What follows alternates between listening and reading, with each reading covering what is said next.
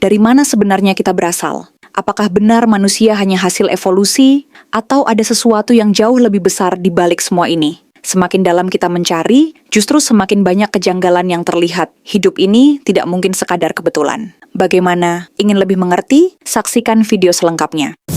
Bismillahirrahmanirrahim. Setelah mati mau kemana? Mudah ya. Sebelum di dunia dari mana? Di dunia ngapain? Habis dari dunia mau ke?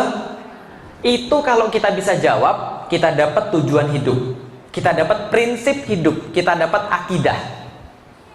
Kalau jawabnya benar, akidahnya benar. Kalau jawabnya salah, akidahnya salah. Kalau nggak jawab, nggak punya akidah. Kalau gitu kita lihat, dari mana asal manusia? Yang kedua apa tadi? Ngapain hidup dia di dunia? Yang terakhir, setelah mati mau kemana? Nih contohnya, orang Cina. Orang Cina beda nggak dengan orang Islam?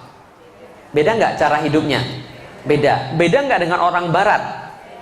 Nih saya sekarang tanya, kalau orang Cina ditanya asalnya dari mana, jawabnya apa? Nenek moyang? Enggak. Kalau orang Cina ditanya asal hidup dia ini dari mana, jawabnya? Dari dewa? Bukan. Dari mana? Dari apa? Gunung? Salah. Dari mana? Reinkarnasi. Dalam konsep orang Chinese mengenal konsep yang namanya reinkarnasi. Ada kehidupan sebelumnya. Setelah mati, reinkarnasi lagi. Lalu di dunia ngapain menurut mereka? Kerja? Bukan. Bukan nyari duit. Nyari kehormatan? Bukan. Nyari apa, ada yang tahu? Bukan. Nyari jodoh. Mereka di dunia bukan juga nyari karma positif. Pernah dengar hukum karma? Pernah. Mereka orang Cina percaya hukum karma. Dari mana? Reinkarnasi. Kemana setelah hidup? Reinkarnasi lagi. Di dunia ngapain? Mencari hukum karma positif. Maka menurut mereka, kalau mereka hidup di dunia karmanya bagus, kehidupan ke depan akan jadi lebih baik lagi. Tapi kalau karmanya negatif, mereka bakal jadi yang lebih buruk, bahkan jadi binatang. Contoh, tahu pernah nonton film Son Gokong? Tahu Tipat Kai tahu? Dulunya Panglima Tian Feng yang hidup di langit. Kenapa dia bisa jadi babi? Dikutuk. Kenapa dia bisa dikutuk? Gara-gara apa? Karmanya apa yang dia perbuat sehingga karmanya negatif? Suka gangguin cewek, betul? Ganjen, suka gangguin bidadari-bidadari di surga. Gara-gara perbuatannya itu, maka dia diturunkan ke dunia jadi babi. Supaya dia bisa jadi manusia lagi, maka dia harus membantu pendeta itu untuk kemudian dapat karma positif, lalu bisa jadi manusia lagi. Gitu kan ya? Contoh lagi, kalau orang Cina ngelihat ular lagi diem ngelingkar, itu bukan lagi diem abis makan, bukan, tapi lagi bertapa supaya besok bisa jadi manusia. Pai Sucen, siluman ular putih, gitu kan ya? Pernah nonton kan ya? Nah, ini salah satu keyakinan orang Cina. Maka orang Cina ketika dia di dunia berbuat baik, karena dia meyakini karma. Dia tidak berbuat buruk bukan karena pahala dan siksa, bukan, tapi karena karma. Contoh, bapak saya pernah saya tanya, kenapa bapak saya berbuat jujur ketika berdagang? Kenapa dia kemudian tidak pernah nyakitin orang? Dia bilang, supaya saya dan kamu nggak kebagian karma negatif. Paham ya? Karena kalau saya berbuat buruk, nanti keluarga saya nanti susah. Nanti saya susah. Sebaliknya saya pernah nanya sama nenek saya, Nek, kenapa hidup kita sekarang susah? Makannya telur setiap hari, itu pun bagi 8. Kita nggak pernah bisa beli ayam kayak sebelah. Kita nggak bisa beli daging kayak tetangga. Kenapa hidup kita susah? Nenek saya bilang, Lik, mungkin dulu karmamu negatif. Mungkin dulu kamu sering berbuat jahat di kehidupan masa lalu, sehingga sekarang kamu harus nanggung karmanya. Saya bilang, kurang ajar kehidupan saya di masa lalu. Yang berbuat jahat, dia yang enak, saya harus nanggung siksanya gitu kan ya. Gak enak banget saya. Maka kadang-kadang kalau kita melihat, tapi itulah yang diyakini oleh orang Cina. Maka orang Cina ketika berbuat sesuatu itu karena karma. Itu saja, bukan karena ada Tuhan. Bisa dipahami ibu sekalian. Baiknya sama, tapi penyebab niatnya beda. Contoh lagi, itu kalau orang Cina. Orang Barat, orang Eropa, orang Amerika ditanya dari mana asalnya, jawabnya enggak, karma. Bukan karma, itu dia nggak percaya karma. Dari mana asalnya? Tanah? Bukan. Dari mana asal mereka kalau mereka ditanya? Dari Tuhan. Mereka mempercayai mereka asal dari Tuhan. Betul. Makanya di dalam dalam $1 itu ada in God we trust. Dia percaya Tuhan. Kalau ditanya siapa, dari siapa? Tuhan. Setelah mati balik kemana lagi? Tuhan. Mereka yakin mereka dari Tuhan, mereka balik ke Tuhan. Tapi kalau ditanya, ngapain kamu di dunia? Maka mereka jawab, nggak ada urusan dengan Tuhan. Lah kenapa nggak ada urusan dengan Tuhan? Orang Barat meyakini satu slogan, God is a watchmaker. Tuhan cuma pembuat jam tangan. Kalau jam tangan sudah jalan, silakan jalan sampai mati baru balik lagi ke pabrik. Paham ya? Jadi Tuhan menciptakan kita dan kita akan kembali pada Tuhan, tapi urusan di dunia boleh kita yang atur. Tuhan gak usah ikut-ikutan. Maka mereka mengenal berikan hak Tuhan dan hak raja. Maka di dalam agama orang-orang yang barat itu, agama nggak penting dalam kehidupan dunia. Maka KTP mereka itu selalu tidak punya ID-nya agama, nggak punya. Bisa dipahami ibu sekalian? Karena agama nggak penting. Jadi mereka bilang gini, agama tuh urusan lu sama Tuhan lu, nggak usah dibawa ke kehidupan publik. Makanya kalau di Amerika orang mau nanya agama itu hati-hati banget, karena itu urusan privat. Saya pernah ketika di Amerika, orang mau nanya agama ribet banget. Mohon maaf ya, Pak ya, mohon maaf ya, boleh tanya, boleh, jangan tersinggung ya, sorry ya, privasi ya. Emang ada apa sih? Agamamu apa? Nanya agama doang gitu kan ya. Indonesia KTP-nya pakai agama, kenapa? Agama penting di sini. Di sana agama nggak penting. Cuma urusan lu sama Tuhan lu, nggak usah dibawa ke kantor, nggak usah dibawa ke negara. Bisa dipahami ibu sekalian. Maka suatu waktu Madonna, tahu Madonna? Tahu Madonna tahu? Bukan Maradona loh, beda loh. Maradona tuh pemain bola. Madonna, tahu Madonna? Pemain film porno sekaligus penyanyi seksi itu kan ya. Dia pernah datang ke gereja cuma pakai bra doang. Iya. Ketika kemudian sampai ke gereja dia pakai bra doang, diprotes nggak sama orang-orang? Diprotes. Maka dia bilang begini, bukan urusan lu, ini urusan gue sama Tuhan gue. Lu nggak boleh kritik dan nggak boleh ikut-ikutan. Paham ibu sekalian? Karena ini urusan gue sama Tuhan gue. Tuhan gue sudah memahami gue, jadi lu nggak usah ikut-ikutan, gitu kan ya? Nah, dalam Islam itu nggak ada. Dalam Cina itu juga nggak ada. Bisa dipahami ya? Itu cara hidup orang Barat. Maka kalau Anda bertemu orang Barat dan mereka nggak menganggap agama penting, wajar. Karena mereka cuma merasa dari Tuhan, balik ke Tuhan, tapi Tuhan nggak ada urusan di dunia. Bahkan Tuhan nggak boleh ikut-ikutan urusan dunia.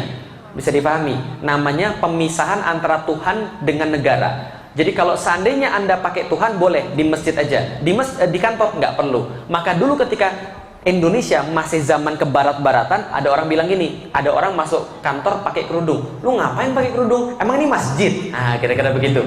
Pernah dengar kata-kata kayak begitu? Seolah-olah Allah cuma ada di masjid. Oke, itu orang Barat dan itu orang Cina. Kalau orang Islam, jawabannya beda atau sama? Beda. Kalau gitu coba orang Islam jawab. Dari mana asal manusia? Ingat loh, ini jawabannya kalau salah akidahnya salah. Kalau benar akidahnya benar.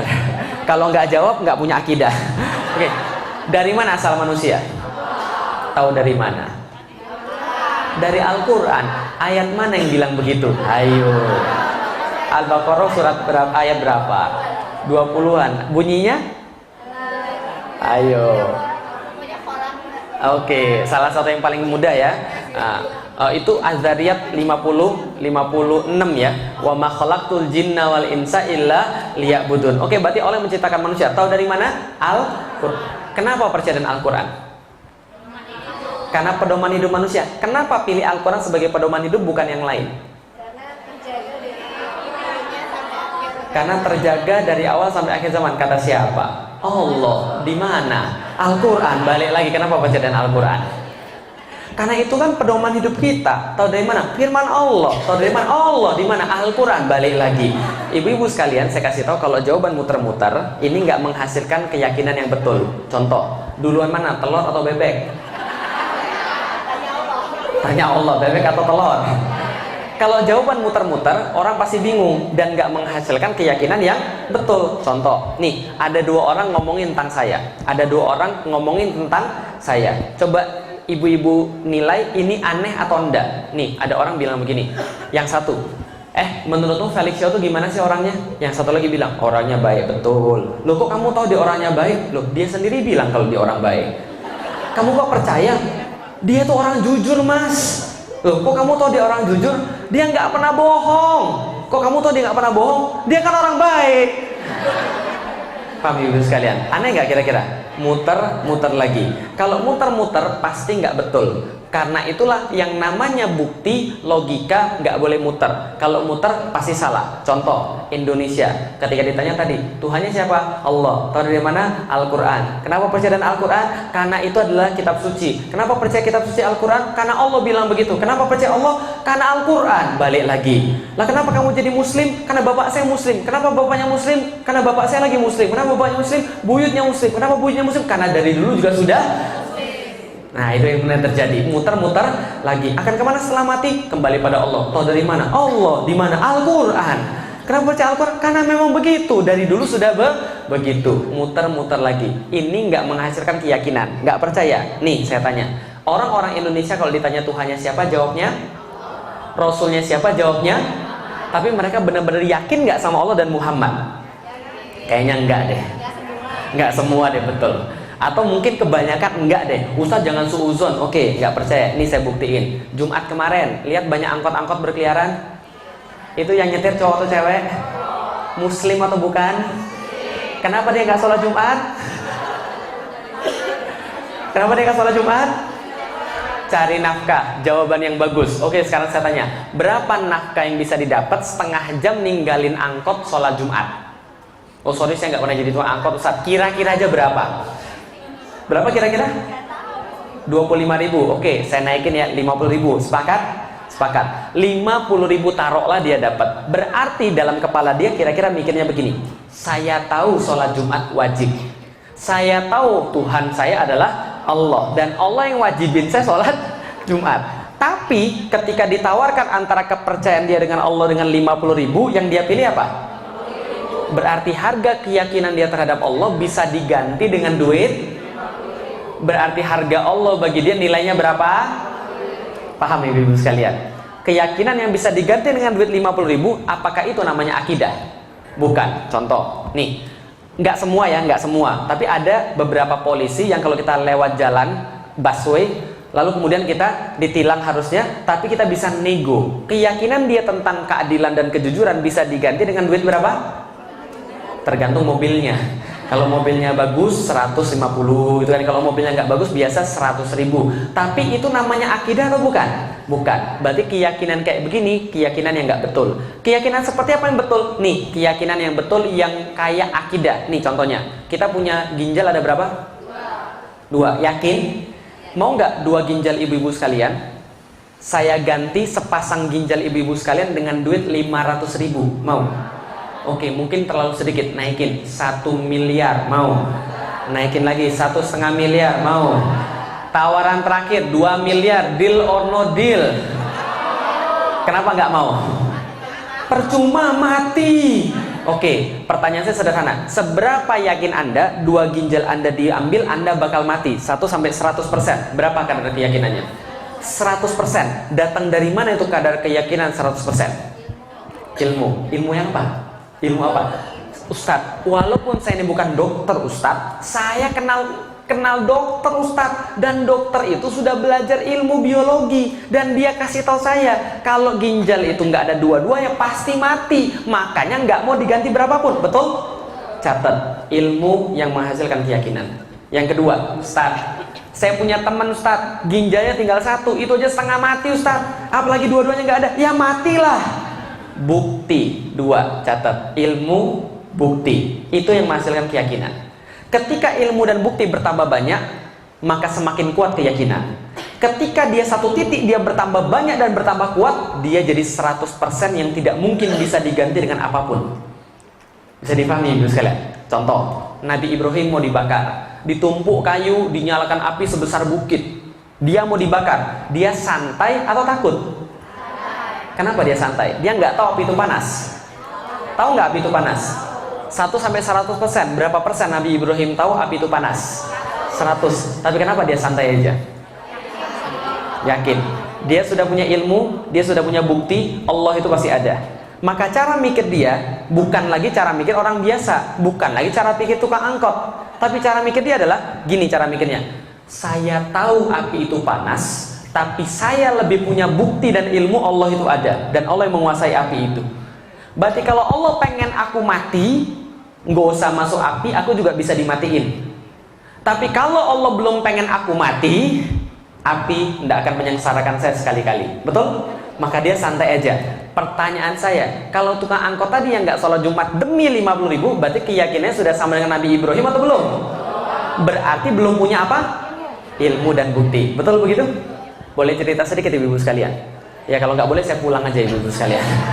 Saya pengen cerita sedikit tentang 3 pertanyaan tadi. Dari mana asal manusia, akan kemana manusia setelah mati, dan ngapain manusia hidup di dunia. Saya juga punya pertanyaan yang sama ketika saya sudah balik.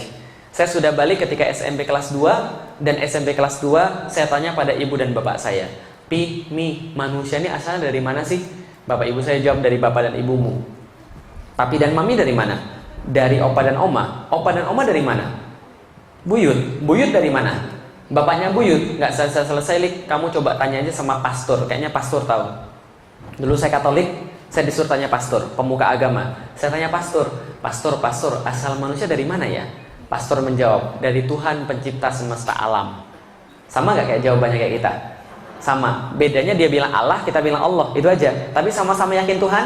Yakin. Lalu saya tanya lagi, kalau gitu pastor, yang menciptakan manusia dan alam semesta yang mana? Kan ada 3, Bapa, Putra, atau Roh Kudus. Kan ada 3 nih. Kata pastor, Lik, 3 Tuhan ini adalah satu, dan satu Tuhan ini ada 3 entitas. Walaupun ada 3 entitas, dia tetap satu karena tidak terpisah-pisahkan. 3 tapi tidak terpisah-pisahkan, 1 tapi terpisah ada 3. Walaupun terpisah, dia tetap satu. Walaupun tetap satu, dia ada 3. Paham atau bingung? Mana ngerti kan bagaimana rasanya kan gitu kan ya. Ketika saya juga bingung, saya tanya, kalau gitu pastor, kenapa Tuhan harus ada 3? Kenapa Tuhan nggak 4? Kenapa Tuhan nggak 5? Kalau 5 kan bisa buat Power Rangers. Iya, memang waktu itu saya agak kurang ajar memang. Lah kenapa? Karena saya nggak pernah diajarin agama oleh orang tua saya. Hati-hati. Kalau agama nggak pernah diajarin pada anak, anaknya pasti kurang ajar kayak saya dulu. Nah, ketika saya kemudian nggak pernah diajarin agama, saya agak kurang ajar. Lah kenapa? Karena saya belajar agama dari game. Maka saya terbentuk menjadi orang yang nggak suka dengan agama, mengolok-olok agama. Paham ya ibu sekalian? Kenapa Tuhan harus 3, nggak 4? Kenapa nggak 5? Kalau 5 kan bisa buat Power Rangers. Pastornya bilang, Lik, kamu nggak boleh bilang begitu. Lah kenapa? Tuhan itu 3 dalam 1 dan 1 dalam 3. Itulah yang kita yakini dan kamu nggak boleh banyak tanya. Itulah keimanan. Kalau kamu banyak tanya, berarti kamu belum beriman. Kalau gitu beriman itu apa pastor? Beriman kata pastornya, kata pastor yang lain adalah sama seperti ketika Anda melihat sulap. Pernah lihat sulap? Ya, kosong ya. Tiba-tiba keluar burung, keluar kelinci, udah nggak usah dipikirin, gitu aja memang. Kalau nanti Anda pikirin, nanti Anda malah nggak menarik pertunjukan sulapnya. Iman kayak sulap, kata dia. Banyak yang nggak bisa dilihat mata, banyak yang nggak bisa kemudian kita yakini dengan logika, tapi bisa kita yakini dengan hati. Kata-katanya kayaknya keren, tapi saya tetap aja bingung. Lalu kemudian saya nggak nanya pada hari itu, besoknya lagi saya tanya. Ketika saya baca buku agama, di situ tertulis sebelum Yesus mati di kayu salib, maka dia berkata, Eli Eli lama sabachthani. Tuhan Tuhan, mengapa engkau meninggalkan aku? Lalu saya tanya, pastor, Yesus ini kan Tuhan. Iya. Kalau Yesus Tuhan, kenapa dia harus panggil Tuhan yang lain? Ini kayak jeruk makan jeruk ini. Apa kata pastornya? Kalau kamu beriman, kamu nggak banyak tanya. Kalau kamu banyak tanya, berarti kamu belum beriman. Saya katakan sejak saat itu, kalau Tuhan nggak mau saya banyak tanya, harusnya Tuhan nggak usah ciptain saya pakai akal. Karena kalau Tuhan ciptain saya pakai akal, saya pasti banyak tanya. Kalau Tuhan mau saya nggak banyak tanya, saya diciptain nggak usah pakai akal aja. Saya keluar dari agama Katolik. Lah kenapa? Nggak ada gunanya. Beragama nggak beragama sama aja. Apa gunanya kalau cuma di KTP doang tapi kita masih pusing dan kita masih punya tanggung jawab, kita masih punya pertanyaan yang nggak bisa dijawab. Saya keluar dari agama Katolik, saya cari sendiri asal manusia dari mana. SMP kelas 2 saya dapat asal manusia. SMP kelas 3 saya dapat asal manusia. Dari mana? SMP kelas 3 yang diajarin asal manusia dari monyet. Evolusi kan ya? Minimal evolusi mengatakan bahwa manusia dan monyet sama nenek moyangnya, kan gitu kan ya? Minimal begitu. Saya belajar bahwa manusia asalnya dari monyet. Karena saya waktu itu lagi benar-benar mencari jawaban dari mana asal manusia, saya benar-benar belajar biologi. Semakin belajar biologi, semakin ahli belajar biologi, semakin saya merasa aneh manusia asal dari monyet. Lah kenapa? Kalau manusia asalnya dari monyet, seharusnya sekarang tidak ada monyet lagi. Gitu kan ya? Karena monyetnya sudah berubah jadi manusia. Tapi sekarang monyetnya ada, manusianya ada. Berarti manusia bukan berasal dari. Kalau itu dari mana asal manusia? Saya belajar lagi biologi lagi. Ternyata saya dapat asal manusia yang paling awal adalah dari sperma dan ovum. Betul? Pertanyaan saya sederhana. Sperma dibuatnya di mana? Tubuh laki-laki. Pernah dibuat dalam tubuh wanita? Enggak. Ada gunanya bagi laki-laki? Nggak ada. Saya laki-laki, saya tahu persis, nggak ada gunanya sama sekali. Nggak ada tambah kuat, nggak ada tambah pintar, nggak ada tambah cakep, gitu kan ya? Nggak ada gunanya sama sekali. Satu-satu gunanya sperma, menurut konsensus biologi adalah masuk ke tempat ibu-ibu sekalian, membentuk individu baru, gitu kan ya? Membentuk anak yang baru. Itu satu-satunya gunanya, nggak ada guna yang lain. Pertanyaan saya sederhana, pernah nggak dalam sejarah perspermaan ada cerita sperma keluar dari tubuh laki-laki, masuk dalam tubuh wanita, lalu balik lagi dalam tubuh laki-laki? Pernah? Nggak. Berarti sperma tidak tahu apapun tentang dunia wanita, betul? Contoh, pernah pergi ke Skandinavia? Dengar aja baru. Kalau kita belum pernah pergi ke Skandinavia, wajar nggak kita nggak tahu jalur-jalur angkot di Skandinavia? Bahkan kita nggak tahu di situ ada angkot atau enggak, gitu kan ya. Kalau orang belum pernah ke situ, wajar kecele. Tanya sama siapa tadi yang saya telepon? Ibu siapa? Yang saya telepon tadi untuk jalan pas ke sini? Ibu Rani ya. Ibu Rani saya telepon 2 kali tadi. Saya sudah dapat petunjuknya. Saya sudah dapat petunjuknya di SMS. Tapi ketika baca itu dan ketika ngelihat peta, saya tetap bingung. Lah kenapa? Karena tadi petunjuknya nggak spesifik. Maka saya tanya ketika saya ketemu pom bensin, Ibu ini pom bensinnya di sebelah mana? Sekarang ada mall di sebelah kanan saya. Jadi saya harus muter balik karena ada pom bensin yang belakang mall itu, atau saya harus lurus terus? Ibunya bilang, lurus terus Ustadz, nanti ada ada pos polisi, lalu kemudian di sebelah kanannya ada pom bensin, baru nanti belok kiri, lalu kemudian saya jalan lagi, ternyata ada pom bensin lagi, saya telepon lagi, ibu pom bensinnya yang apa? Pertamina atau selain Pertamina? Gitu kan ya? Oh enggak, bukan yang itu, lurus lagi yang Pertamina. Saya baru tahu, gitu kan ya? Ternyata ini kok lama banget nih, macet lagi. Oh ternyata begitu. Oh setelah saya tahu, nah wajar. Saya nyari-nyari di sini depan lapangan bola. Kalau saya banyak tanya, kalau saya kecelik ketika pertama kali ke sini, wajar nggak? Karena saya nggak pernah ke sini. Tapi sperma, balik lagi ke sperma, dia nggak pernah pergi ke tempat wanita, tapi dia tahu persis keadaan wanita kayak apa. Aneh nggak? Nih saya kasih tahu, cewek punya racun yang namanya racun asam. Racun asam ini terletak di gerbangnya wanita dan bisa bunuh barang-barang penyakit dalam waktu 2 detik. Bakteri, virus, habis dalam waktu 2 detik. Sperma masuk dalam perempuan, nggak siap-siap apa-apa, mati dalam waktu 2 detik. Dan sekali keluar sperma berapa banyak? Jutaan lebih. 500 juta rata-rata.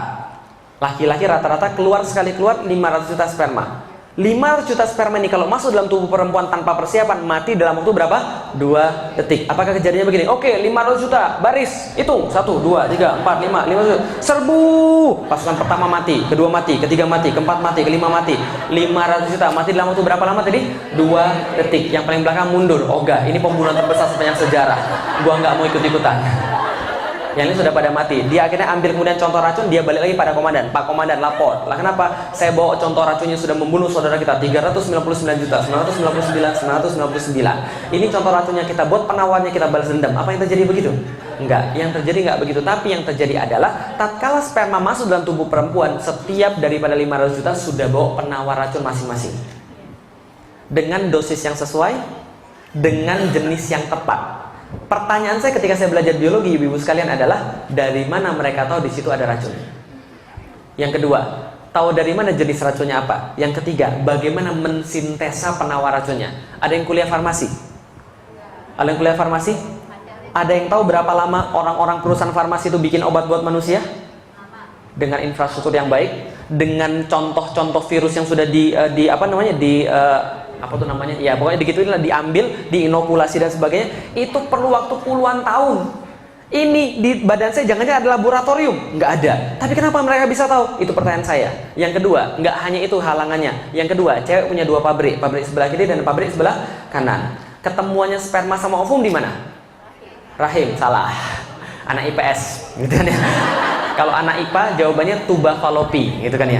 Lorong sebelah kiri atau lorong sebelah kanan. Artinya sperma ketika masuk dalam tubuh perempuan, oke, racun lewat, serbu. Yang paling depan bilang, sebentar teman-teman sekalian, jangan terburu-buru. Lah kenapa? Terburu-buru perbuatan setan. Ini ada 2 jalur, yang mana yang kita pilih? Yang sebelah kiri atau sebelah kanan? Karena spermanya orang Indonesia, mereka bilang kita rapat dulu aja lah. Karena orang Indonesia demen rapat. Setelah rapat ada yang usul begini, Pak gini aja Pak, kita 50-50 aja Pak, 50 ke kiri, 50 ke kanan. Yang belakang bilang, saya nggak setuju 50-50 Pak, kita SD audience saja yang mana. Atau kalau friends kalian? Enggak. Tapi yang terjadi sesungguhnya ibu-ibu sekalian, tatkala 500 juta sperma itu masuk dalam tubuh perempuan, mereka langsung tahu arah, langsung berlomba-lomba jadi yang paling cepat, paling kuat, paling hebat. Enggak nunggu yang lain lagi petunjuknya. Semua sudah tahu arahnya. Jadi yang paling cepat, paling kuat, paling hebat. Di antara 500 juta, yang paling cepat, paling kuat, paling hebat jadi Anda. Jadi Anda itu sudah pilihan di antara berapa? Yang paling bagus di antara 500 juta. Jadi jangan minta lagi yang lebih bagus lagi ya. Coba hidung saya lebih mancung, coba bibir saya lebih seksi. Itu nggak bersyukur dan tidak berterima kasih ibu sekalian. Nah kenapa? Karena kalau yang masuk nomor 2 bisa jadi lebih jelek lagi daripada itu ibu sekalian. Paham ya? Itu udah paling bagus itu. Nah pertanyaan saya ketika belajar biologi adalah, tahu dari mana dia bahwa arahnya tepat? Kenapa nggak pernah ada yang nyasar gitu kan ya? Ternyata setelah dilihat di biologi, ternyata anehnya adalah sperma itu mengambil sinyal yang dikeluarkan ovum. Sudah SMS-an. Ngeri nggak coba? Jadi ovum itu ketika keluar dari pabriknya ngeluarin sinyal, yang sinyalnya hanya bisa ditangkap oleh sperma. Aneh nggak ibu sekalian? Nih, saya punya HP, ibu-ibu punya HP. Ibu-ibu bisa ngubungin saya? Belum tentu, karena ibu-ibu nggak tahu nomor saya. Dan kalaupun tahu nomor saya, kalau nggak ada sinyal nggak bisa. Maka kalau orang bisa berhubungan ada 4 syarat. Ibu punya HP, saya punya HP, ada jaringannya. Yang keempat, tahu nomornya. Paham ya ibu sekalian? Ini sperma, kapan gantian nomor sama ovum? Nggak tahu. Tapi ternyata bisa ketemu. Ketika saya kemudian berpikir tentang ini, apa pikiran saya? Ini nggak mungkin kalau nggak ada Tuhan. Jangan-jangan Tuhan ini ada. Loh kok jangan-jangan Tuhan ada? Kan setelah keluar agama Katolik saya nggak percaya Tuhan. Tapi ketika berpikir begini, kayaknya nggak mungkin, kayaknya Tuhan ini ada. Apalagi yang bisa kita lihat? Nih lihat, bumi besar nggak? Besar. Bumi besar, ada 6,5 miliar manusia di bumi. Nggak usah bicara tentang planet-planet atau galaksi-galaksi yang lebih besar. Bumi aja, 6,5 miliar manusia berada di situ. Salah satunya Felix Xiao. Felix Xiao narik napas. Berapa detik? Berapa detik saya barusan narik napas tadi? 1 sampai 2 detik. Tapi yang terjadi dalam tubuh saya dalam waktu 2 detik tadi? Dalam waktu 2 detik tadi, yang terjadi dalam tubuh saya adalah ada sebagian besar oksigen yang saya ambil dari hidung saya, masuk ke dalam tenggorokan, masuk ke dalam bronkus, tersebar ke alveolus. Jutaan alveolus itu kemudian jadi terminal-terminal untuk kemudian diambil oksigen yang saya ambil dari udara tadi menuju ke setiap sel-sel darah merah, diikat sama sel besi. Ketika diikat sama sel besi tadi, disebarkan ke seluruh tubuh saya dari kepala sampai ke ujung kaki lewat pembuluh darah. Pembuluh darah ini saking panjangnya, kalau dijumlah, dihubungkan satu sama lain di badan saya ini, keliling bumi pun kalah 40.000 km lebih. Dan setiap dia jalan itu kemudian dia sebarkan dalam setiap miliaran dalam sel-sel saya. Dan setiap sel ketika oksigen dimasuk terjadi siklus glikolisis, siklus Krebs, transport elektron yang SMP kita nggak pernah apal. Betul begitu? Dan semua proses yang sangat rumit itu terjadi dalam waktu berapa? 2 detik. Itu baru proses pernafasan, belum sekresi, ekskresi, sistem saraf, kelenjar getah bening dan sebagainya. Dan di saat yang sama 6,5 miliar manusia melakukan hal yang sama. Di saat yang sama bumi nggak kalah rumit prosesnya. Arus laut, siklus cuaca, siklus air, siklus udara, segala macam yang sampai hari kiamat nggak akan bisa selesai dipelajari ibu sekalian. Semua itu terjadi dalam detik yang sama. Bumi berotasi pada porosnya, bawa bulan berotasi pada dia, sekaligus kemudian berevolusi. Di saat yang sama dia muter pada matahari. Di saat yang sama matahari bawa 7 biji planet-planet yang kayak begitu yang lain. Di saat yang sama bulan, bumi, matahari berputar pada sesuatu yang lain dengan orbit yang nggak pernah bergeser selama jutaan tahun, walaupun barang 1 senti pun, dan semuanya nggak pernah tabrakan. Mungkin nggak semua itu terjadi secara kebetulan? Maksud saya ngomong dari tadi sepanjang itu apa maksudnya? Tuhan nggak mungkin nggak ada. Paham ibu sekalian? Tuhan nggak mungkin nggak ada. Berarti saya tahu jawaban pertama sudah saya jawab SMP kelas 3. Saya punya jawaban dari mana asal manusia? Pasti dari Tuhan. Apa buktinya? Dari tadi sudah panjang cerita, gitu kan ya? Tentang sains, tentang bumi, tentang manusia. Nggak mungkin nggak ada Tuhan. Terlalu sempurna bahwa semua ini terjadi secara kebetulan. Nggak mungkin. Berarti pasti Tuhan ada. Pertanyaannya kedua adalah Tuhannya siapa? Kan gitu. Nih, ada sedikit analogi. Ini ini pinjaman, yang ini aja deh. Ini apa ini? Handphone. Handphone ini ciptaan atau pencipta? Ciptaan. Berarti setiap ciptaan pasti punya pencipta. Dan setiap ciptaan pasti punya tujuan diciptakan. Yang kita lagi tanyakan itu kan ya, pertama dari mana asal manusia, lalu ngapain diciptakan kan ya? Untuk apa handphone diciptakan? SMS, telepon minimal. Supaya tetap bisa dipakai SMS telepon, maka handphonenya harus selain dicas harus juga diisi pulsa. Supaya tidak rusak, maka handphonenya jangan jangan dicelupin air. Semua itu aturannya ada di mana? Manual book, manual instruction. Lah kalau seandainya kita sekarang lihat manusia sama nggak kayak handphone? Sama-sama ciptaan, berarti pasti punya pencipta. Yang tadi sudah kita buktikan. Dan pasti punya tujuan.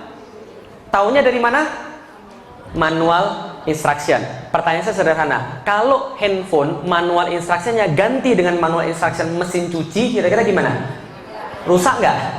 Rusak. Sekarang manusia rusak nggak? Rusak. Berarti kemungkinannya dua. Satu, manual instructionnya salah. Yang kedua, nggak pernah dibaca. Paham ya ibu sekalian? Lalu saya tanya, oke, saya sudah punya Tuhan, tapi manual instruction saya yang mana? Tuhan saya siapa? Saya tanya pada nenek saya, Nek, Tuhan saya siapa? Nenek saya bilang, Tuhanmu namanya Dewa Langit. Oh gitu. Saya bilang, enggak, bukan itu Tuhan saya. Lah kenapa? Saya nggak rela Tuhan saya pernah diobrak-abrik sama kerasakti. Enggak, itu bukan Tuhan saya. Saya cari ibu sekalian, saya cari ke agama Buddha, saya cari ke agama Hindu, saya cari ke agama Katolik, saya cari ke agama Kristen. Saya nggak dapat Tuhan itu siapa. Lah kenapa? Karena nggak memuaskan akal.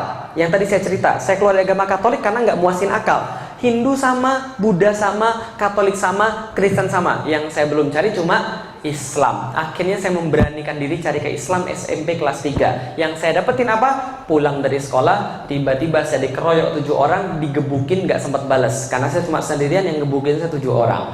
Setelah saya digebukin, saya nanya, minimal kasih tahu saya alasan kenapa saya digebukin. Orangnya jawab, karena matamu sipit, gitu kan ya.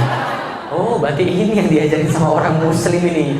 Orang Islam suka nyakitin orang lain, gitu kan ya, suka mukulin orang lain, tidak adil, jahat dan sebagainya. Itu pandangan saya. Sehingga pandangan saya SMP kelas 3, saya percaya ada Tuhan, tapi saya nggak percaya sama agama. Udah naik kelas ya. Tadi kan nggak percaya Tuhan. Sekarang sudah naik kelas. Percaya Tuhan tapi nggak percaya agama, karena kelakuan pemeluk-pemeluknya. Bisa dipahami ibu sekalian. Setelah saya masuk kuliah, teman saya nanya, Lik, kamu masih mau nyari Tuhan itu siapa? Agama yang benar apa? Saya bilang, iya, ikut sama saya, ketemu sama ustadz saya. Saya bilang, enggak deh, makasih. Lah kenapa? Ustadz kan gitu-gitu aja, ngomongnya surga, neraka, pahala, siksa, kan itu-itu aja. Dia bilang, enggak, ini orang ustadz saya beda, orangnya masih muda tapi omongannya penuh hikmah. Namanya Ustadz Fatih Karim. Sudah pernah ketemu? Udah pernah kesini ya? Nah, nanti aja kesini lagi.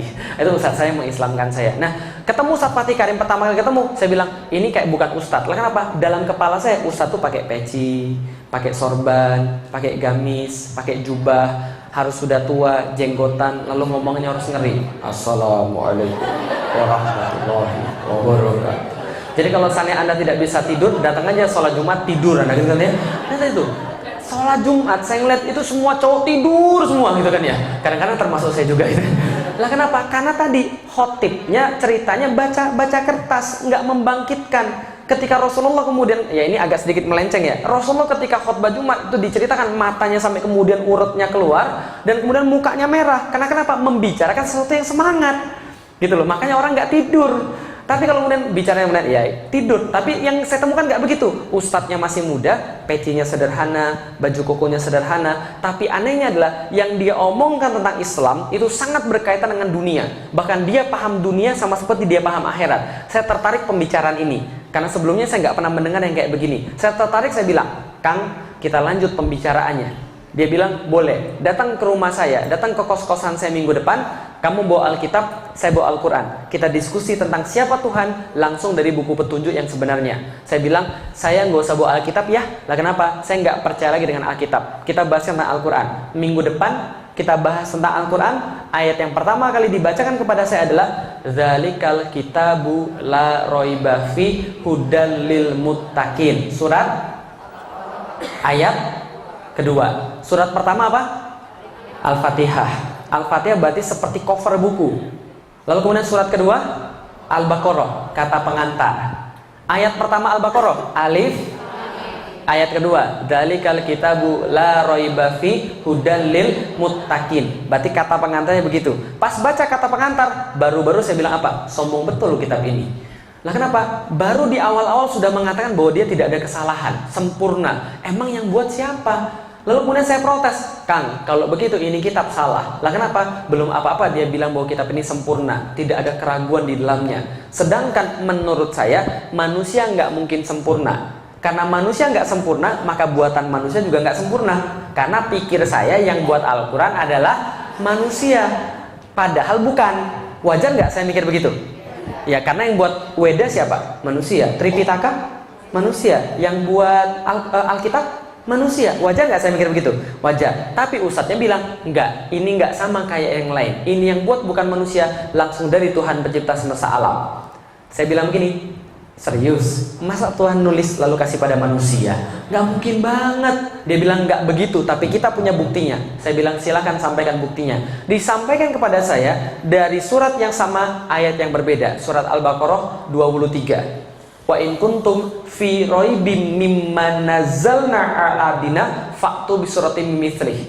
Dan bila kalian tetap dalam keraguan dengan apa yang kami turunkan terhadap hamba kami Muhammad, maka datangkanlah satu surat yang semacam dengan Al-Quran itu. Ketika baca ayat itu, kepala saya kayak digebukin ibu-ibu sekalian.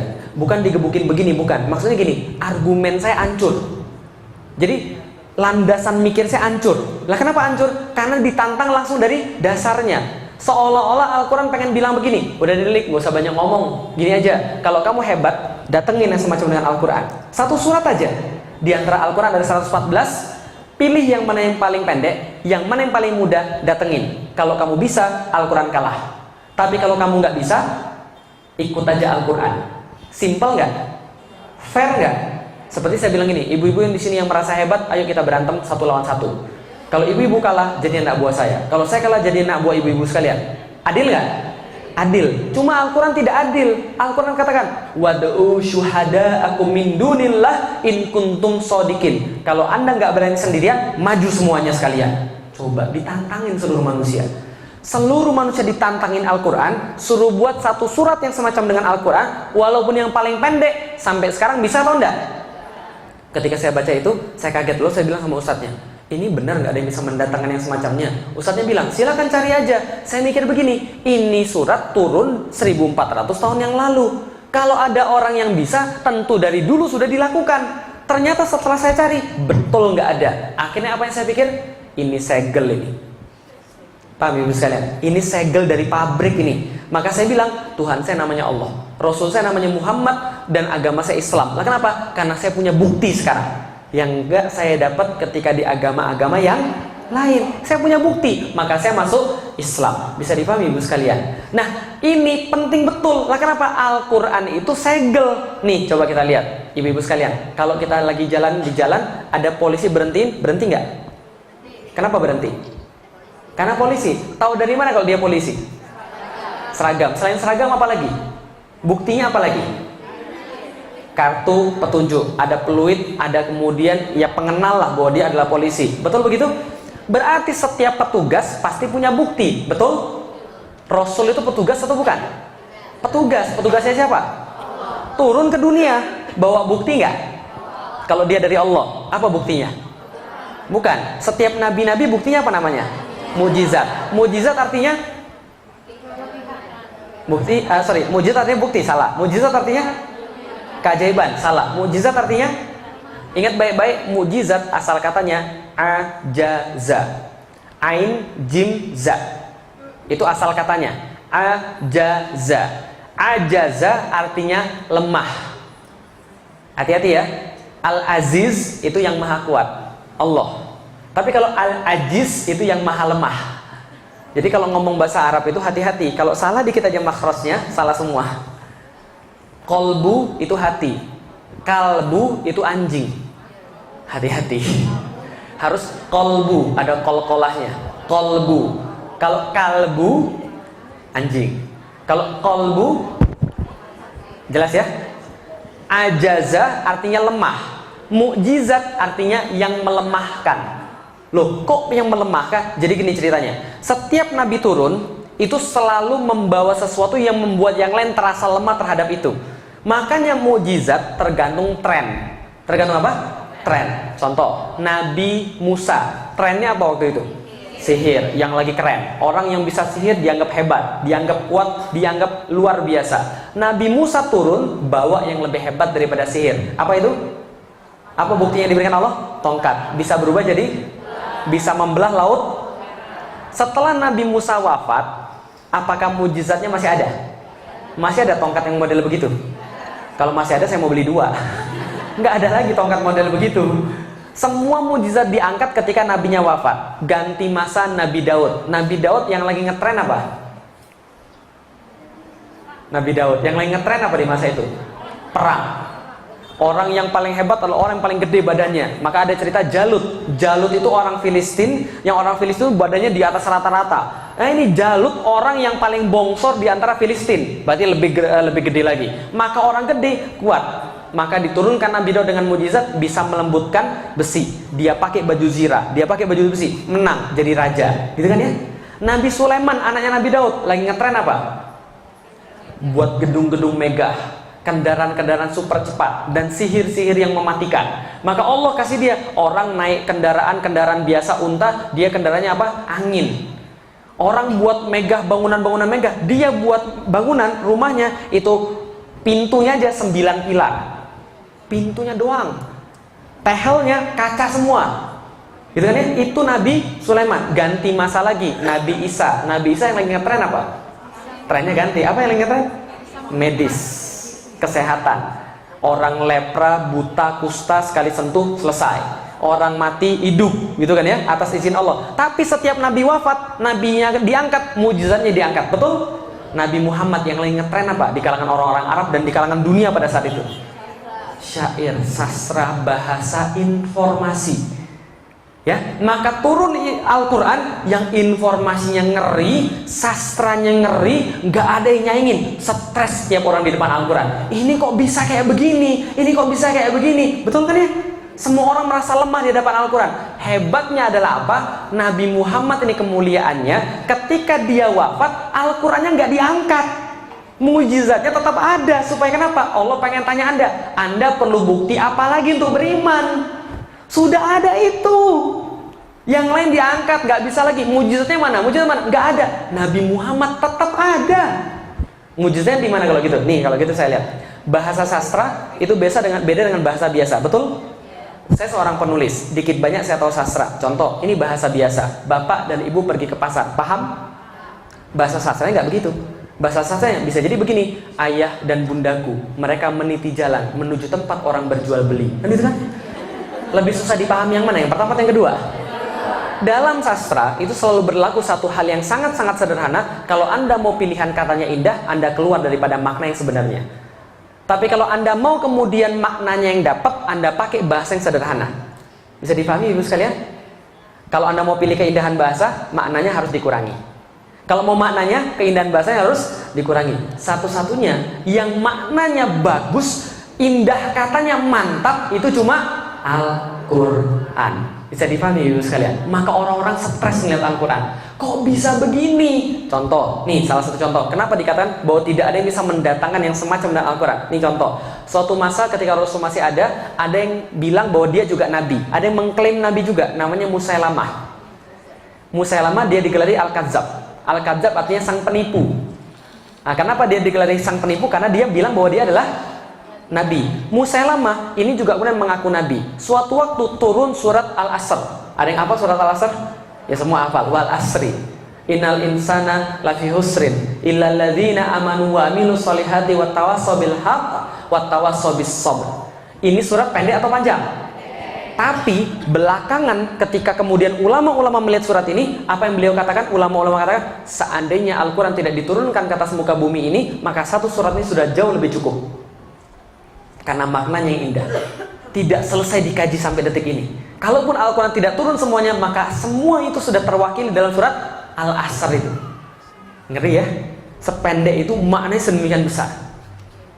Nah, ketika turun surat tadi, Amr bin As yang waktu itu belum masuk Islam, orang ini pinter banget. Amr bin As ini pinter banget orangnya, belum masuk Islam. Dia jalan-jalan ketemu Musailamah Al-Kadzab.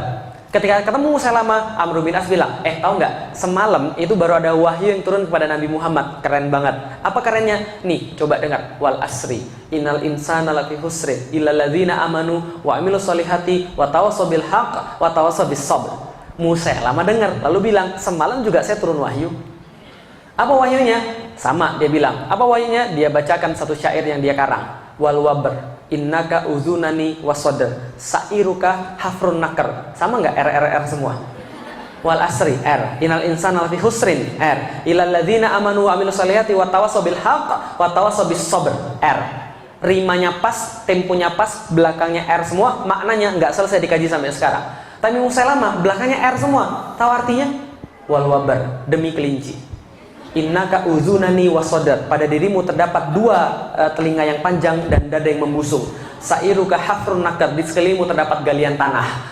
Ketika dengar itu, Amr bin As tertawa terbahak-bahak kemudian bilang, Musailama cukup. Lah kenapa? Nanti orang-orang menertawakanmu. Lalu dia bilang sama Khalid bin Walid, yuk kita ke tempat Muhammad, kita masuk Islam.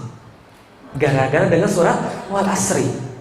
Surat Toha 1-20 itu membuat Tufail bin Amr ad-Dausi yang hafal 200 ribuan syair bertekuk lutut, nangis, lalu berkata, saya nggak pernah dengar yang kayak begini. Lalu kemudian dia masuk Islam. Bisa dipahami sekali? Kita aja mungkin yang nggak ngerti bahasa Arab, ini mana bagusnya? Bisa dipahami sekalian? Makanya belajar. Tapi kadang-kadang itulah, ini mujizat yang masih tertinggal satu-satunya di dunia, tapi malas kita baca. Ustaz, saya itu bukan malas baca Ustaz, saya itu nggak sempat Ustaz. Itu lebih sombong lagi ibu sekalian. Lah kenapa? Coba lihat, Rasul sudah dijamin masuk surga, ya, dijamin masuk surga. Istrinya banyak, perangnya banyak, urusannya jangan tanya, sholatnya lebih banyak. Tapi itu pun baca Qurannya nggak habis-habis. Kita nggak ada yang jamin masuk surga. Anak cuma paling berapa, gitu kan ya? Perang enggak. Ibadah jarang, nggak baca Quran, terus mau apa lagi? Paham ibu sekalian? Padahal itu petunjuknya, bisa dipahami ibu sekalian? Oke, dari situ saya tahu apa tujuan hidup manusia. Wa ma khalaqtul jinna wal insa illa liya'budun. Tahu dari mana? Al-Quran. Kenapa percaya dengan Al-Quran?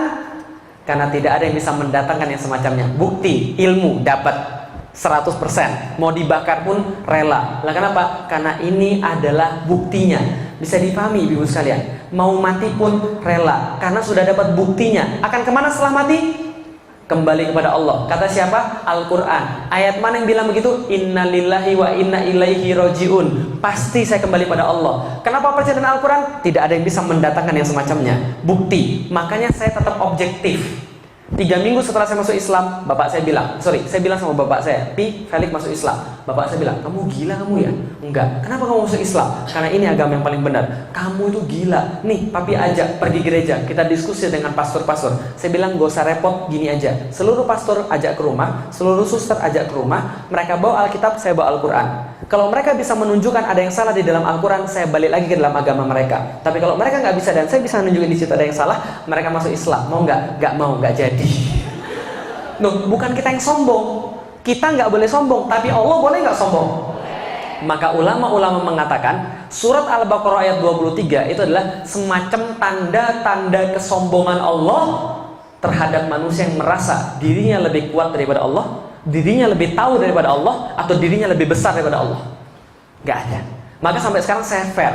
Kalau ada yang bisa mendatangkan Al-Quran yang semacam dengan Al-Quran, saya sekarang juga keluar dari Islam dan saya masuk agama dia. Tapi kalau dia tidak mampu, harusnya dia masuk. Bisa dipahami ibu sekalian? Loh kok Ustaz berani bilang begitu? Ya beranilah, Allah yang jamin. Bisa dipahami ibu sekalian? Itu mujizat loh, Allah yang jamin. Maka kita harus percaya. Karena itu sudah 1400 tahun gak ada yang bisa datangin yang semacamnya.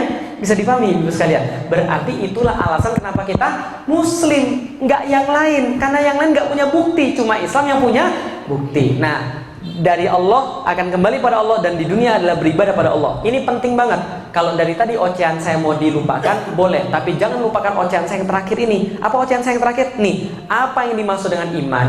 Apa yang dimaksud dengan akidah? Apa yang dimaksud dengan tujuan hidup yang saya bilang tadi? Kalau diwariskan pada anak kita, lantas kita aman semuanya.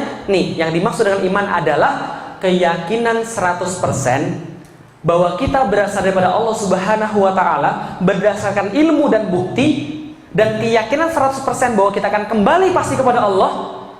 berdasarkan ilmu dan bukti sehingga jadi 100%, karena kita yakin 100% kita dari Allah dan kembali kepada Allah, maka di dunia kita wajib beribadah dengan cara yang Allah berikan, syariatnya.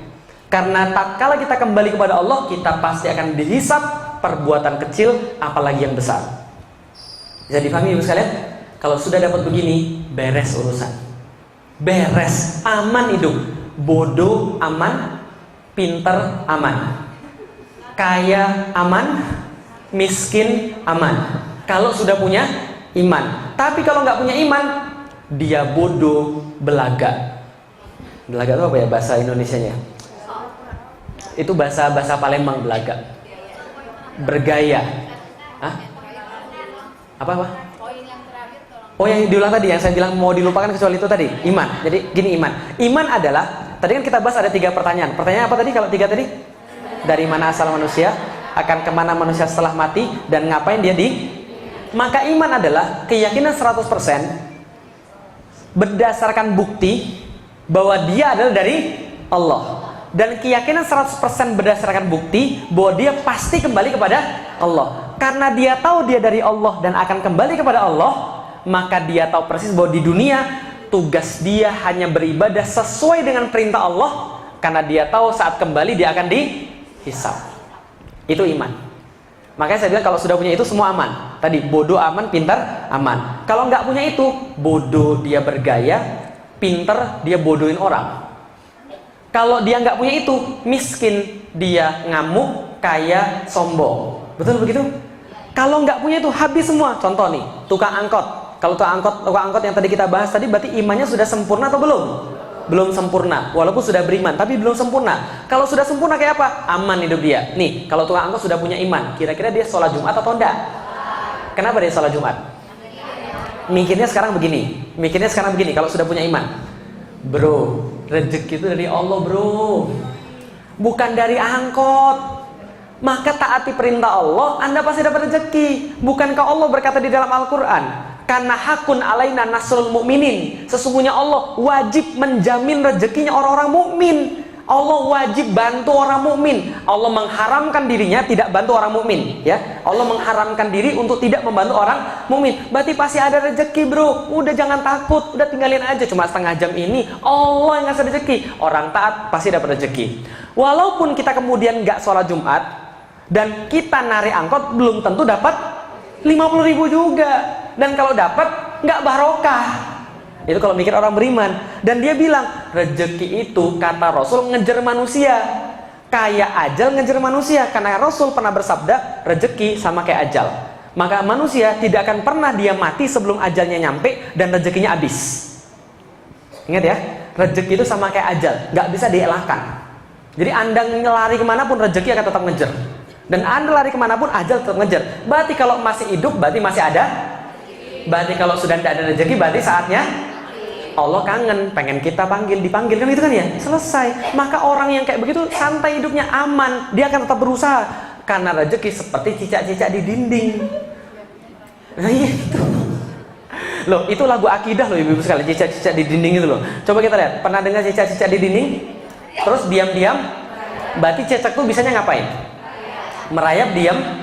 Udah merayap, diam-diam pula. Hina banget kan ya? Seandainya ada makhluk Allah yang berhak protes tentang rezeki, cicak sudah protes duluan. Lah kenapa? Dia protes sama Allah. Ya Allah, ini tidak adil ya Allah. Lah kenapa? Engkau salah desain ya Allah. Ini tidak adil. Lah kenapa? Makananku terbang semua. Ya kan ya? Sedangkan aku cuma bisa merayap, diam-diam. Ini nggak adil ya Allah. Tapi memang Allah ya, Allah itu memang maha adil, maha agung, maha mengatur rizki hamba-hambanya dan rizki setiap ciptaannya. Apa yang kemudian terjadi dalam lagu berikutnya? Datang seekor, tenang bro, Anda cukup merayap diam-diam aja, nyamuknya nanti yang datang, paham ya? Anda nggak harus ngejar nyamuk, nyamuknya yang datang, bisa dipahami? Lalu ditangkap, yang penting cukup merayap diam-diam, bisa dipahami ibu sekalian? Nggak usah ngapa-ngapain, merayap jadi rezekinya datang. Nggak percaya? Rezeki ngejar kita, bukan kita ngejar rezeki. Tadi pagi makan apa? Nasi uduk, nasi goreng, oke. Itu nasinya ditanam di mana? Padinya ditanam di mana? Sawahnya di mana? Jawa Tengah, Jawa Timur, Bisa, di sini juga ada. Oh, tapi dikit banget. Justru Indonesia sekarang sudah impor banyak dari Vietnam sama Thailand. Bisa jadi yang Anda makan itu justru beras yang dari luar negeri. Itu jalan ke sini berapa lama? Naik kapal. Dipanen, disiangin, naik kapal 3 mingguan baru sampai ke Indonesia. Lalu kemudian baru sampai ke Karamanjadi di pool. Setelah di pool kemudian dikarungin lagi. Setelah dikarungin dibeli di pasar-pasar, kemudian pasar-pasar kecamatan. Lalu masuk pasar-pasar kelurahan, baru Anda beli di pasar kelurahan. Betul gitu? Itu baru berasnya doang. Yang bikin asin, garam. Garam dibuatnya di mana? Itu Bangkalan sono, Madura. Itu dari laut mana? Dia ngapung-ngapung tuh, awalnya tuh butiran-butiran garam tuh ngapung semua di selautan-lautan di atas kemudian laut Madura itu. Kemudian ditangkap sama petani, masuk ke dalam tempat, disiangin panas, baru kemudian jadi butiran-butiran gandum. Kemudian dibersihin, dibawa ke pabrik, dikasih kemudian zat-zat yang ini dibungkus, masuk ke supermarket baru Anda beli. Pertanyaan saya, itu kan dari jauh-jauh semua kan ya, belum ayam. Nah, belum kemudian tempenya, kedelainya dari Amerika gitu kan ya. Lalu kemudian semuanya tuh kemudian dari kita cuma tinggal bangun tidur, pergi ke meja makan. Pertanyaan saya sederhana, rezeki yang datengin Anda atau Anda yang datengin rezeki? Selama ini kita GR, mau kemana? Cari rezeki. Bukan, rezeki yang nyari Anda. Pahami dulu sekalian. Kalau gitu kita nggak usah kerja aja. Kalau itu nggak usah kerja aja. Beda urusan. Kerja itu kewajiban laki-laki. Maka Allah menjamin rezeki manusia. Dia pasti dapat sebelum dia mati. Tapi kalau dia nggak kerja, dosa. Bisa dipahami ibu sekalian. Jadi kerja dan kadar kepantasan dari Allah. Kalau kepantasan cicak diam-diam merayap, manusia jangan merayap diam-diam. Ya pakai ininya, pakai badannya untuk kerja. Kalau kerja pasti dapat. Jelas ya? Enak nggak hidup orang punya iman? Nikah nggak punya duit, asik. Nikah punya duit, lebih asik. Gitu kan, nggak ada masalah kalau orang punya iman. Kalau orang punya iman, nggak akan dia nelantarin istrinya. Gosok WC pun dia akan ladenin demi kasih istrinya makanan yang halal. Kalau sudah karena ini tanggung jawab dia pada Allah. Karena Rasul bilang, wahai laki-laki, berlaku baik pada wanita. Lah kenapa? Anda telah menghalalkan kemaluan dia dengan nama Allah. Jangan main-main. Harus kemudian kasih yang benar berdasarkan syariat Allah. Nggak akan laki-laki macam-macam kalau sudah beriman. Bisa dipahami ibu sekalian, beriman nih. Mohon maaf Mbak, kami sudah mewawancara Mbak dan kami tahu Mbak sangat bagus sekali dan kami sudah memutuskan gaji Mbak 35 juta per bulan. Dan Mbak setiap bulannya akan mendapatkan jatah rumah, jatah telekomunikasi dan jatah transportasi. Dan Mbak akan disekolahkan pergi ke luar negeri setiap 6 bulan sekali, pergi ke Spanyol dan Amerika serta UK. Tapi mohon maaf, kita nggak bisa mentolerir Mbak punya simbol-simbol keislaman. Berarti boleh dibuka kerudungnya. Apa yang dia bilang? Terima kasih Pak, tawarannya sangat menggiurkan. Saya perlu pekerjaan ini dan saya perlu uangnya, tapi mohon maaf untuk urusan akhirat Bapak nggak bisa tawar-menawar. Kenapa? Gaji yang Bapak berikan tidak bisa beli surganya Allah. Terima kasih Pak, saya buat perusahaan yang baru aja. Ini kalau orang beriman loh, hidupnya nggak susah. Apa yang susah kalau orang punya iman? Nggak ada yang susah. Tapi kalau orang nggak punya iman, kaya susah, miskin susah. Betul nggak? Orang nggak punya iman, kaya, nyari terus, bohongin orang lah, nipu orang lah, segala macam. Tapi kalau orang punya iman, semuanya beres. Bisa dipahami ibu sekalian? Ini ilmu yang paling bagus untuk anak-anak kita tentang iman. Kalau mereka sudah dapat iman melalui berpikir tadi, punya bukti dan punya ilmu, insya Allah kita tinggal pun mereka akan tetap beribadah pada Allah Subhanahu Wa Taala. Bagaimana cara menghantarkan pada orang hidayah? Bapak ibu sekalian, tidak ada formula baku dalam mengantarkan orang hidayah. Lah kenapa? Karena kalau ada formula baku, bapak saya duluan masuk Islam. Karena bapak saya belum masuk Islam. Kalau ada formula baku, Rasulullah punya paman Abu Thalib itu juga sudah masuk Islam duluan. Tapi kan enggak. Lah kenapa? Karena hidayah ternyata tidak bisa kemudian ada formula bakunya. Yang kita tahu hidayah di dalam Al-Quran ada 3. 1, hidayah hidayatul khulqi, hidayah yang Allah berikan bersama dengan penciptaan manusia. Apa itu? Akal. Allah katakan akal itu adalah bagian daripada hidayah. Dalam Al-Quran misalnya Allah sebutkan wahadainahu najdain, dan kami hidayahkan pada manusia ada 2 jalan, ada pilihan-pilihan. Akal itu kan bisa pilih mau yang baik atau mau yang jelek. Yang kedua, hidayah di dalam Al-Quran adalah hidayatu irsyad wal bayan. Hidayatu irsyad wal bayan, hidayah yang datang bersama dengan turunnya Nabi dan kitab-kitab. Nah, jadi kira-kira begitu. Berarti hidayah itu juga, Nabi itu juga hidayah, pemberi petunjuk, Al-Quran juga hidayah. Hidayah yang ketiga yang kita minta setiap hari dalam Al-Quran, minimal 17 kali sehari kita minta.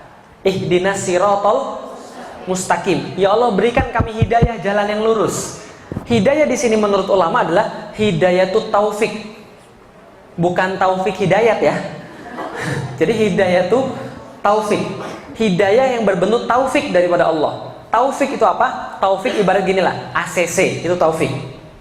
Asal katanya wafaqo artinya mendiamkan. Berarti kalau taufik berarti Allah sudah ACC, kira-kira begitulah. Nah, berarti apa yang tadi pertama? Akal. Yang kedua, Al-Qur'an dan As-Sunnah. Yang ketiga, Hidayatul Taufik. Teorinya adalah siapa yang mengarahkan hidayah akalnya terhadap hidayah irsyad wal bayan dan dia menerima itu, maka Allah baru menurunkan hidayah taufik. Tapi kalau orangnya sudah menutup akalnya dan dia tidak mau mencerna hidayah-hidayah yang di depan matanya itu, yang hidayatul taufik dan hidayah irsyad wal bayan, maka Allah tidak turunkan taufik. Dan kalau Allah tidak turunkan taufik, orang itu tidak beriman. Makanya Allah katakan begitu kan ya, innaka lan tahdi man ahbabta, kata pada Rasulullah, sesungguhnya kamu tidak memberikan orang hidayah yang engkau sukai, tidak, akan tapi Allah yang tahu siapa yang berhak dapat hidayah. Dan Allah kasih di dalam Al-Quran, wallahu la yahdil qaumal kafirin qaumal zalimin qaumal fasikin. Allah tidak pernah kasih petunjuk pada pembuat-pembuat kufur, pembuat-pembuat zalim, dan pembuat-pembuat fasik. Jadi selama mereka tidak berhenti daripada perbuatan kufur, zalim, dan fasik, Allah nggak kasih hidayah. Tapi kalau mereka berhenti, Allah kasih hidayah. Bisa difahami? Contoh nih, kalau kasusnya kayak tadi, gimana kalau ada orang yang murtad, keluar daripada Islam? Orang yang keluar daripada Islam itu pasti gara-gara dia nggak mikir, percaya atau nggak percaya? Yakin deh. Tanya semua orang-orang yang keluar daripada Islam, alasannya apa? Nggak pernah karena mikir. Pasti gara-gara apa? Iya, saya merasa lebih tenang di sini. Kalau lebih tenang, nggak beragama, lebih tenang, saya kasih tahu. Gitu kan ya, karena nggak ada yang dipikirin gitu kan ya. Nah, oh iya, saya masuk sini karena apa? Banyak kan karena materi, banyak kan karena apa? Tapi nggak pernah karena mikir. Berarti yang hilang adalah hidayah akalnya. Maka ini harus dipicu terus. Maka dengan pertanyaan-pertanyaan tadi, kamu yakin Tuhan itu ada? Jadi kalau ada orang baru mau masuk Islam, jadi harus ada keinginan dulu dia mau membuka diri. Kalau dia sudah menutup diri, percuma apapun yang kita sampaikan pada dia. Innallazina kafaru sawun alaihim a'angtartahum am lam tungzirhum la yu'minun. Dia dikasih peringatan, nggak dikasih peringatan, percuma, nggak beriman. Pada siapa? Orang kufur yang menutup diri. Pokoknya nggak mau. Maka kalau ada orang, Ustadz, ini saya punya teman, mau nggak Ustadz diskusi sama dia supaya dia masuk Islam? Saya bilang saya nggak mau. Kenapa? Karena dia nggak pengen. Kalau dia pengen, saya baru mau diskusi. Tapi kalau dia nggak pengen, nggak ada cara untuk membuat dia pengen. Kecuali apa tadi? Dengan pertanyaan-pertanyaan yang bersifat tadi menggelitik. Kamu percaya ada Tuhan? Percaya dong. Apa buktinya? Ya sama yang materi yang tadi, apa buktinya ada Tuhan? Oh itu kalau saya sakit, saya berdoa, saya sembuh. Berarti Tuhan ada. Kalau kamu sakit, kamu berdoa, kamu nggak sembuh, lantas Tuhan nggak ada. Orang yang sakit lalu berdoa sampai mati nggak disembuh-sembuhin, berarti Tuhan nggak ada. Oh nggak gitu juga sih maksud saya. Tapi Tuhan tuh nggak ada di sini. Coba lihat, dia percaya nggak Tuhan itu ada? Kalau dia sudah percaya Tuhan itu ada, Tuhan itu siapa? Oh Tuhan itu Yesus. Kata siapa? Kata pastor. Kenapa kamu percaya pastor? Karena pastor bilang dari Alkitab. Ayat mana yang bilang begitu? Oh pokoknya saya yakin aja. Kamu yakin aja, terus lantas kemudian yakin kemudian Tuhan itu ada, cuma yakin aja. Iya cuma gitu aja. Oh berarti kamu salah. Nah coba di ini aja diskusi terus. Tapi yang paling penting sebelum diajak diskusi adalah dia harus percaya sama kita. Supaya dia percaya, nggak ada cara lain. Pendekatan emosional, ajak makan dulu, ajak kemudian ke rumah ngobrol, sudah dekat baru enak kemudian dakwahnya. Selalu begitu. Bisa difahami ibu sekalian. Nah jadi itu caranya. Dan kalaupun itu sudah dibuat, kadang-kadang masih gagal juga. Sering banget. Bapak saya ajak diskusi terus 3 jam setiap hari saya ajak diskusi. Saya sudah menunjukkan akhlak yang baik. Semua sudah saya ajak diskusi. Hasilnya saya pergi umrah pertama kali dibayari dia, istri saya juga dibayari dia. Di depan Ka'bah kita kemudian telepon, Pi di depan Ka'bah nih kita doain semoga Papi dapat hidayah. Dia cuma bilang amin gitu aja. Lah kita sudah melakukan segala macam, tapi pintu hidayah ini memang bersifat ya tadi taufik daripada Allah. Maka tidak bisa kita lakukan selain mendoakan. Nah terhadap orang-orang yang belum mau membuka diri, ini lebih sulit lagi. Apalagi kalau kita nggak dekat. Yang dekat aja susah, apalagi yang nggak dekat. Kalau yang dekat masih ada chance. Lah kenapa? Manusia itu menerima hidayah kadang-kadang paling mudah ketika dia merasa nggak punya apa-apa. Makanya mukjizat itu kan diturunkan supaya manusia merasa nggak punya apa-apa.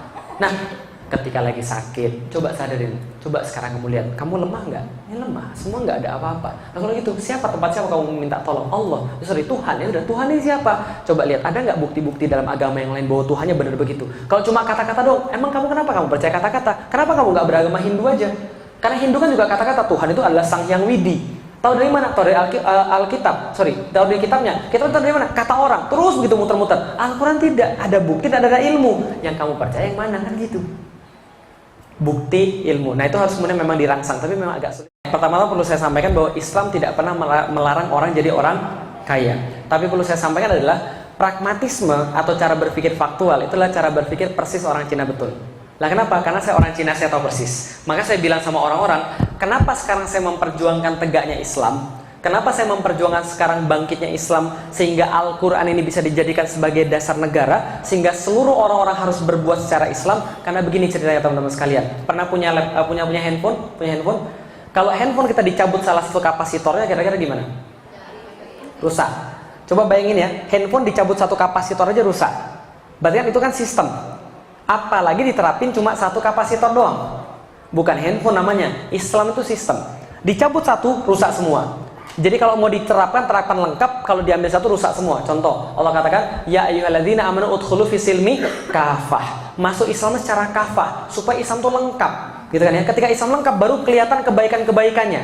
Ketika sudah kelihatan kebaikan-kebaikannya, wa ra'aitan nasa yadkhuluna fi dinillahi afwaja. Ketika Islam sudah diterapkan secara lengkap, Allah turunkan kemenangan, baru engkau melihat manusia berbondong-bondong masuk Islam. Karena kebanyakan manusia memang lihatnya pakai mata. Berarti dia lihat siapa yang paling kaya, yang paling banyak. Siapa yang paling bagus, yang paling banyak, yang paling pintar, yang paling banyak. Islam tidak memandang seperti itu. Islam memandang kaya, miskin itu ujian. Dan Rasul katakan bahwa bukan kekayaan yang dia khawatirkan atas orang-orang, tapi justru bahwa materi itu berlimpah atas manusia, kemudian manusia mengejarnya seperti umat-umat zaman dahulu, dan mereka binasa gara-gara itu. Coba lihat baik-baik, dimanapun peradaban itu selalu hancur ketika orang-orang sudah semakin banyak hartanya. Betul atau betul? Emang Islam nggak pernah sampai kondisi ketika semuanya kaya? Pernah. Itu kondisi ketika di Irak, ketika semuanya kaya. Ketika ditimpa serangan dari Tartar, sampai dikatakan di situ orang-orang di situ terlalu gendut untuk lari, sehingga dia nggak mau lari. Bahkan ketika orang-orang Tartar bilang, kamu tunggu di sini ya, pedang saya patah, saya mau mengambil pedang yang baru. Dia tetap tunggu di situ supaya dibunuh. Itu orang-orang Muslim, saking kayanya. Kalau teorinya Ibnu Khaldun itu pendulum awalnya nol, bergerak sampai titik puncak, lalu kemudian balik lagi. Nah titik puncak itu apa? Ya ketika kenyamanan sudah semakin besar. Tapi bukan saya bilang berarti orang-orang kaya nggak boleh. Boleh. Tapi pertanyaan kedua, kebahagiaan terletak pada kekayaan atau bukan? Oke, pertanyaan sederhana. Pernah ke Meksiko? Yang maling di situ orang mana? Orang kaya. Pakai salib juga, segede-gede kingkong, pergi ke gereja juga, bunuh orang juga orang-orang Katolik semua. Berarti tidak pengaruh tentang banyak atau dikitnya. Maka kebenaran itu tidak terpengaruh banyak atau dikit, tapi terpengaruh adalah kebenaran itu sendiri. Bukan berarti banyak lantas benar, berarti kemudian dikit lantas salah. Belum tentu begitu. Maka cara berpikir kayak begini harus kemudian diolah lagi. Tapi kalau kemudian dia katakan tetap aja dia tetap mau masuk dalam agama Kristen karena orang Kristen lebih kaya, berarti begitulah cara berpikir yang harus kita ganti tadi. Masuk lagi ke pembahasan 3 pertanyaan tadi. Kamu nih dari mana dan mau kemana dan mau apa? Apakah benar tujuan kita adalah duit? Kalau tujuan kita adalah duit, bisa jadi besok-besok bermasalah. Nah kenapa? Pertanyaan saya sederhana. Orang lebih kaya lebih bahagia? Belum tentu. Kalau lebih miskin, apalagi?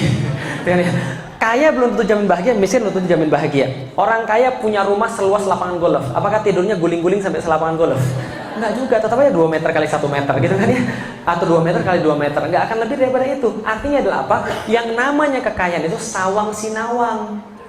Tahu sawang sinawang? Ada orang bilang gini, Ustadz enak ya bisa naik pesawat terus, bisa pergi satu kota ke kota yang lain. Enak ya Ustadz ya bisa keliling Indonesia. Enak ya Ustadz ya bisa keluar negeri, bisa keliling dunia. Iya, itu kata lu yang belum pernah naik pesawat, gitu kan ya? Kalau orang sudah naik pesawat, bosen ibu, serius, khawatir. Dan ketika saya sekarang diminta Ustadz ngisi ke Australia, aduh, saya tuh mau nolak nggak enak. Gitu kan ya, mau terima istri saya kemudian nanti akan kemudian ngomong bahwa dia perlu saya juga ketika bulan Ramadan gitu. Capek, serius. Bisa dipahami Ibu sekalian. Orang yang nggak pernah naik pesawat ngelihat naik pesawat enak. Orang yang nggak pernah punya duit lihat orang yang punya duit enak. Padahal rezeki itu nggak harus selalu ada pada duit. Banyak orang bisa beli makan tapi nggak bisa makan. Betul nggak? Makan banyak bisa, makan nikmat dikit. Dikit makan kolesterol, dikit makan asam urat. Mendingan orang miskin apa-apa nggak usah pilih gitu kan ya. Ya enak, tempe tahu tapi enak gitu loh. Dan orang bisa beli kasur tapi nggak bisa beli tidur. Banyak nggak orang-orang yang punya kasur tapi nggak bisa tidur? Banyak. Ada orang yang nggak punya kasur ngempet di mana bisa tidur. Saya nggak minta Anda jadi miskin, enggak, gitu kan ya. Tapi dalam Islam tuh tadi, miskin enak, kaya enak, asal punya iman. Orang kaya bilangnya begini, orang miskin bilangnya, alhamdulillah miskin. Lah kenapa? Masuk surga duluan 500 tahun daripada orang kaya, gitu kan ya. Karena orang kaya belakangan 500 tahun. Dan dihisapnya lama. Tapi kalau orang kaya, nggak apa-apa, kaya asal fisabilillah. Kata Rasul, siapa yang kaya tapi fisabilillah, masuk surganya bersama para syuhada. Karena syuhada itu berperang dengan dua, jiwa dan harta. Bisa dipahami ibu sekalian? Nggak ada salahnya. Kaya benar, miskin benar. Nah, pertanyaannya yang Anda cari dalam hidup apa? Ada nggak orang kaya bunuh diri? Banyak. Itu pemilik Hyundai, direktur Hyundai, loncat dari lantai 33. Apa yang menyebabkan dia loncat dari lantai 33? Stres. Berarti kaya kan nggak jamin bahagia kan ya? Kalau miskin, apalagi? Ya, yang penting imannya makanya kan ya, bukan duitnya. Nah, ini yang diperkenalkan di dalam Islam, bukan kaya dan bukan miskinnya. Wallahu a'lam bishawab.